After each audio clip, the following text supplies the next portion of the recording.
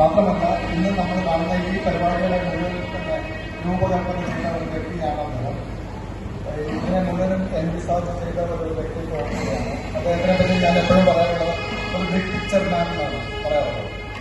അപ്പോൾ ജയൻചേട്ടന് ഇത്രയും നാളും സംഘത്തിലുണ്ടായിരുന്നു. ഞാനൊരു കാര്യം ചോദിച്ചോട്ടെ, വളരെ ടെക്നിക്കൽ ഡെബേറ്റ് സബ്ജക്റ്റിൽ സമൂഹത്തിൽ ഇത്രയും നാള് ഇമ്പാക്ട് ഉണ്ടാക്കിയിട്ടുണ്ട്.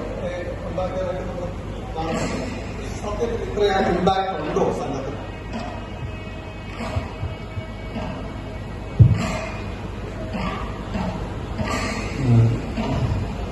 ഒരു സംഘടനയുടെ ഗ്രോത്തും ഒരു സംഘടനയുടെ കോൺട്രിബ്യൂഷൻസ് ഇത് രണ്ടും റിലേറ്റഡാണ്. നിങ്ങൾ ഏത് മൂവ്മെന്റ്, ഏത് ഓർഗനൈസേഷൻ, ഏത് ഇൻസ്റ്റിറ്റ്യൂഷൻസ് കമ്പാരിസൺ ചെയ്യുമ്പോൾ if an organization, if an institution, if a movement is growing, then you can understand that they have contributed immensely to society. ഇത് രണ്ടും റിലേറ്റീവ് ആണ്.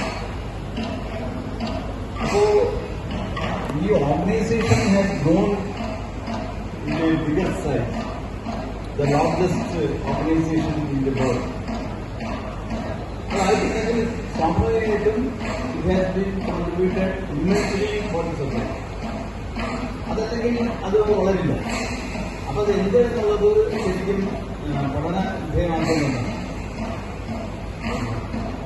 രണ്ടാമത്തെ കാര്യം കോൺട്രിബ്യൂട്ട് ചെയ്തിട്ടുണ്ടോ ഇല്ലയോ അറിയാൻ വേണ്ടിയിട്ട് it will be the most controversial organization in the society. ഏറ്റവും കൂടുതൽ കോൺട്രവേഴ്സി അല്ലെങ്കിൽ ചർച്ചാ വിധേയമായിട്ടുള്ള ഒരു സംഘടന എന്ന് ഇന്ത്യയിൽ RSS ആണ്. അപ്പൊ രണ്ട് തരത്തിലാണ്. ഒന്ന് വളർച്ച, രണ്ട് ഏറ്റവും കൂടുതൽ ചർച്ചകളുടെ വിധേയമാകുന്ന സംഘടന. ഇത് രണ്ടും ഉണ്ടെങ്കിൽ അതിനർത്ഥം അത് ഇമ്മൻസ് കോൺട്രിബ്യൂഷൻ സൊസൈറ്റിയിലേക്ക് പോസിറ്റീവോ നെഗറ്റീവോ. അപ്പോൾ നമ്മൾ നമുക്ക് അനലൈസ് ചെയ്യാൻ